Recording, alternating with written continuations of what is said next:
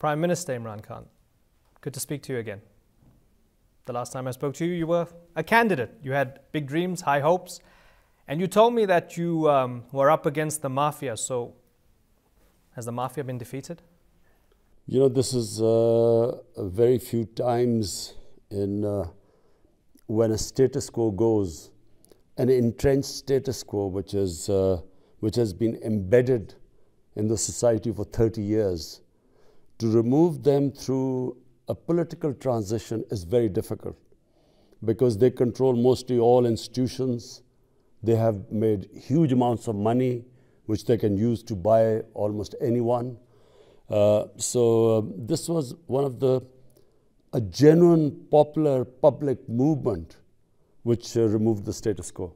If we say that Nawaz Sharif and those around him were part of the mafia, isn't it really just a lick of paint off a whole wall of corruption? Or was that all it? Doesn't it run deeper? No. In Pakistan politics, 1985 is what is considered a watershed. In 1985, there were non-party-based elections by a military dictator. He did this to depoliticize the society. But actually, what happens when you don't have political parties contesting elections? You have individuals winning elections, they come into power, there is no ideology to bind them together. So how do you bind them together? You pay them. So that's where corruption started. I mean, there was always a bit of corruption in the society. But then it just went to levels where eventually it brought the country down. Because Pakistan was one of the fastest growing countries in Asia, especially in South Asia. And if you look from 1985 onwards, we just have been overtaken by India, Bangladesh, even Sri Lanka in some ways has moved ahead of Pakistan.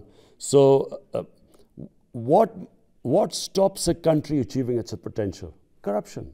Because corruption not only siphons off money which should be spent on human beings, it also destroys institutions. I cannot make money until and unless I destroy the state institutions that are going to check my corruption. Fighting corruption, fantastic idea. There are those who look at it, you've been in power for a short period of time, and those who preceded you, Nawaz Sharif, the Sharif brothers, in jail, looks like Mr. Zardari could be in jail soon. There's an interpretation that this is justice and politics of the victor. All the old guys, just like they were coming after you, now you're going after them and the courts are going after them. All the corruption cases against Nawaz Sharif and against Asif Zardari, all of them started before my party came into power. The case in which Asif Zardari is stuck, it's about fake bank accounts where money was siphoned off from government funds into fake bank accounts and then money laundered out of the country. Now that investigation started in 2016, 2 years before we came into power. The cases against Sharif, the two Sharif brothers, all of them were before us. So none of the cases were initiated by us. And in fact, we haven't initiated any case at all as yet.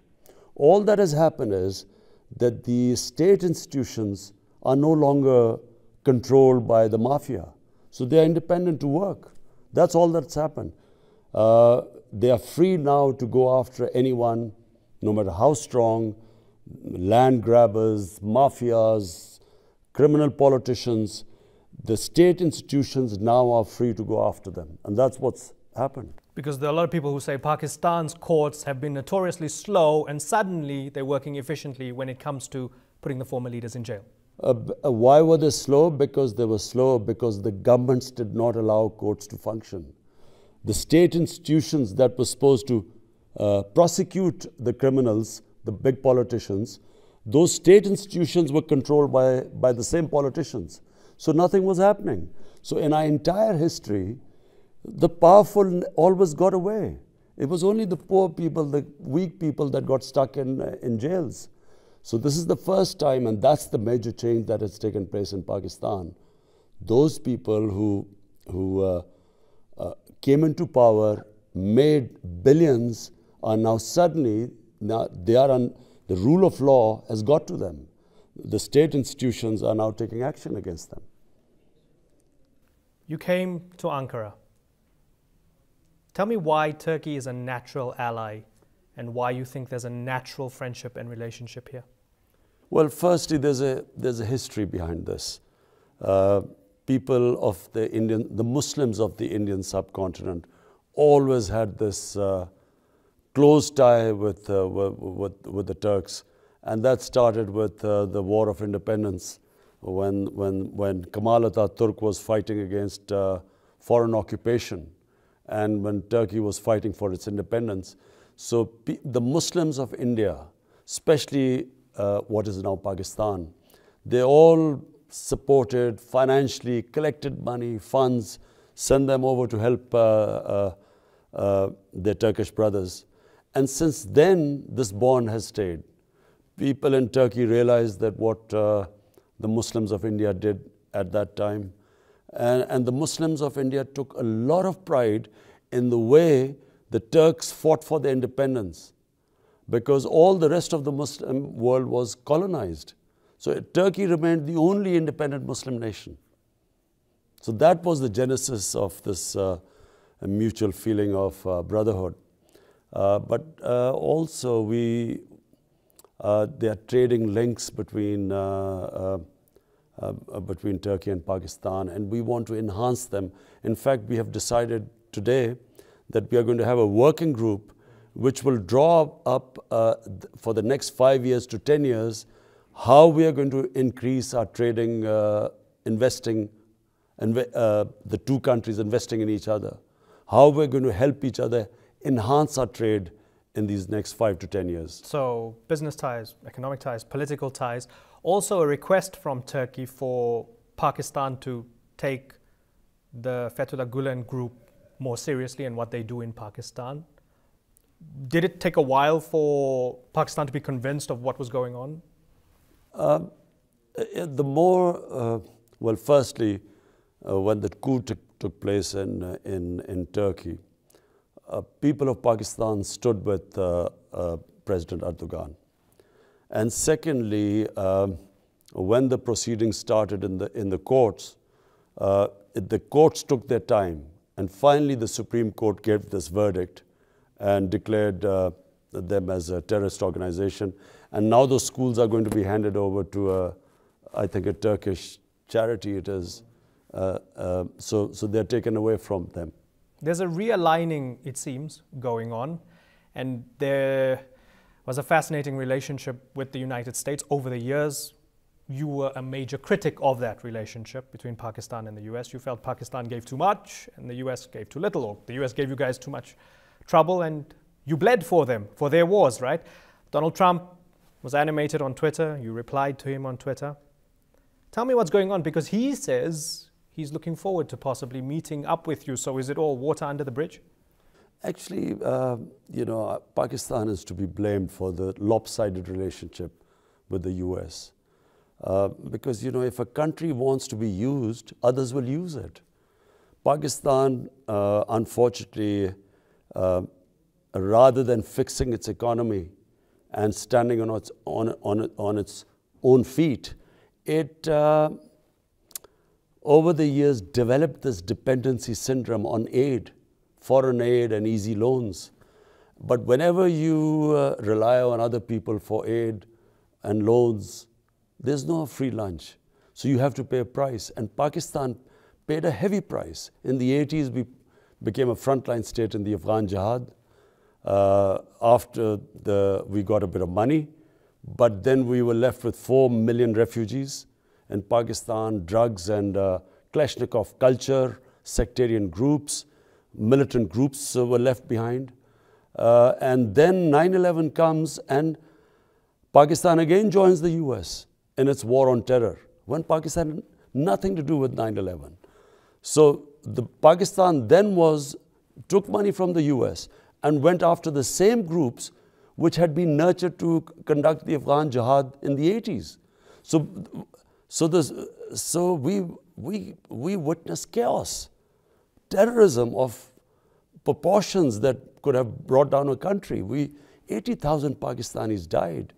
We still are recovering from that awful decade where there were suicide attacks daily and every institution was threatened. So Pakistan paid a huge price. And all I'm saying is that from now onwards, Pakistan is not going to fight anyone's war.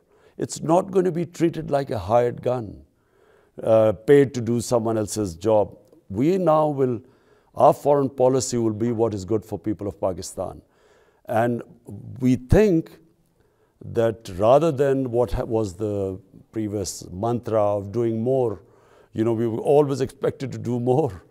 Now Pakistan is going to be an ally in peace.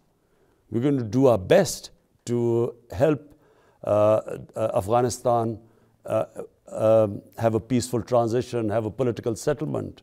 That's what Pakistan should do. But we're never going to participate in someone else's war again. The Afghans and the Americans still say the way you can help is by stopping support for the Taliban and Haqqani network in Afghanistan. That's how you can contribute to peace. Anyone who says that is just fooling the people. They're not fooling themselves, but they are fooling the public opinion. How can 3,000 or 4,000 Haqqani group be the reason why 150,000 NATO troops plus 200,000 Afghan troops could not win in Afghanistan in 16 years? How could it be possible? I mean, if there were large number of people going from Pakistan into Afghanistan to do fighting, there's so much surveillance. There are drones. You can spot them. You can actually spot one person crossing the border. So Pakistan was scapegoated. We were made scapegoats for a very, one of the most ill thought out policy in Afghanistan. I mean, it was a one-dimensional military approach to solving the Afghan issue. And everyone knew they were failing, and they compounded failure by sending in more troops, surge, everything failed. So the only thing Pakistan should do now is what I have advocated for a long time. There is no military solution in Afghanistan. Fortunately, everyone recognizes that now. And what Pakistan can do is do its bit, along with the neighbors of Afghanistan, to get the Taliban to sit with the Americans and Afghan government and have a political settlement. When we were in Islamabad just over a year ago, Tehreek Labbaik Pakistan shut down the capital. We interviewed them on the streets. They were very confident. They had a feeling that when they were angry, the government had to listen. After Asia Bibi was ordered released by the Supreme Court, they flared up again. You didn't blink. And now their leadership's in jail on terrorism charges and so on. What's that going to tell us about your leadership and your premiership moving forward when it comes to those groups? There is no way the state can be held hostage to people who refuse to follow the orders of the Supreme Court. The case of Asia Bibi is a tragic one. It's where she was in jail, and then the Supreme Court of Pakistan found that she was innocent. Now, this one particular group refused to accept the Supreme Court's decision. Now, if in a society the Supreme Court's decision is not accepted, it's basically the end of a civilized society. Then there's no rule of law. So we tried our best, we talked to them and did everything. Eventually, the state had to take action. It seems as if there was a small compromise to be made at around about the same time, which was your nomination for a financial advisor or finance ministry advisor who happened to be an Ahmadi, and because you didn't want the trouble, it was rescinded because you don't want to open up that Pandora's box. Is that the way politics has to be played in Pakistan? Look, at the moment, Pakistan faces multi-crises. Fortunately, Pakistan is getting out of all the crises. the biggest crisis we faced was a current account deficit. We were left with a record deficit. Our foreign exchange reserves were low. We were barely able to pay 3 months of our imports. We were going to default on our foreign borrowing. So that was the immediate crisis. But there were other crises. There was institutional breakdown and so on. So when you wake up in the morning, you have to pick which of these challenges am I going to take on first. You have to prioritize your challenges. And there's no government in the world which faces multi-crises and then takes on all of them at the same time. There will be time to take on other crises which we are facing. But at the moment, the main crisis was our economic one.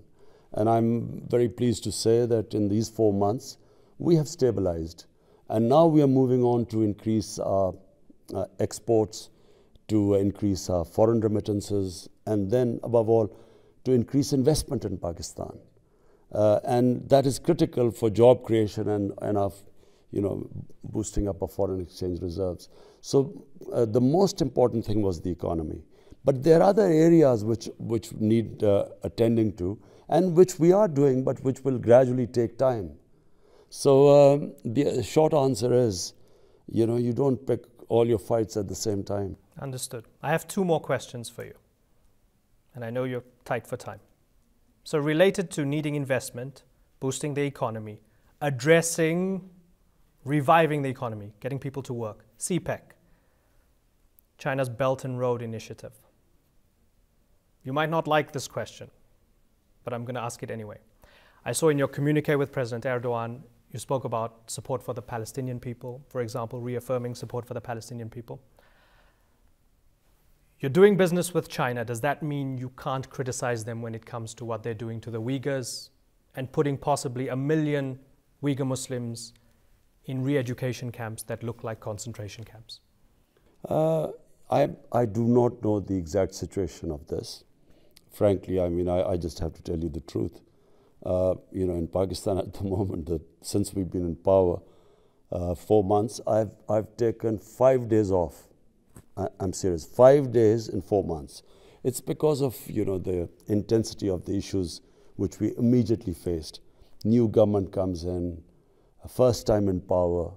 There were so many different issues to settle. So, to be honest, I actually don't know much about the situation. But I can tell you one thing: the Chinese have been, what can I say? In this doom and gloom which we inherited, the Chinese have been a breath of fresh air for us. They have been helpful to us in areas which I can't tell, because some of the areas they want us to keep confidential. The Chinese government, every culture has its own way of working, but they work in a very confidential way. They do not like to bring things out in the public. So I can't talk about all the ways they've helped us, but they have been extremely helpful to us. And I must say, the future, we have these plans of reviving our economy. China is going to play they're going to play a huge part, because we have these special economic zones, we have cooperations in agriculture, investment in Gwadar. So, if it's going on, would you criticize it? If it can be proved to you that it's going on? If it is, I would deal with it in a different way with the Chinese. I would approach them and speak to them confidentially. I would never talk about it in public, because that's how they are. Final question. Kartarpur corridor has been opened up. Sikh pilgrims crossing that contentious border. 70 years of history for families and so on. It's seen as an olive branch from your end. Modi's government's not so keen on your intentions for it, even though some in India are seeing it as a thaw. What's your message to Prime Minister Narendra Modi of India? Well, it is, apart from this Kartarpur, I have already asked the Indian government, specifically Prime Minister, that look, you come 1 step towards us, we'll come 2 steps towards you. 2 nuclear-armed countries cannot think of war. They should not even think of Cold War. because Cold War can turn hot at any stage, and you do not take a chance when two countries have nuclear bombs. So the only other option is to solve your issues through dialogue. Unfortunately, we have been rebuffed so far by India. And I feel the reason is the Indian elections in April. And since the elections are coming in, I feel that this anti-Pakistan rhetoric gets votes to BJP, which is Narendra Modi's party. And I have to say that I'm disappointed. But again, I reiterate, two nuclear-armed countries should never think of sorting out their differences through war. It's suicide. And we will keep trying. The problem at the moment is also Kashmir. Apart from the Indian elections, it's Kashmir. Now in Kashmir, the Indian brutality in the last year has just been mind-boggling. They have been killing, shooting at boys, blinding them with pellet guns. They have killed, I don't know, about 500 people in a year. And all they're doing is they're alienating the people of the Kashmir Valley. And, and also this hatred against the Indian, because when they kill people, there's a reaction. So what India is doing is it's palming off this reaction on Pakistan. Whereas now everyone recognizes, even the United Nations, they recognize that now it is an indigenous struggle. And the solution does not lie in brutality of your security forces. Solution lies in dialogue, and there is a solution there. But it is not with violence. Prime Minister Imran Khan, pleasure talking to you. Thank you so much, sir. Thank you.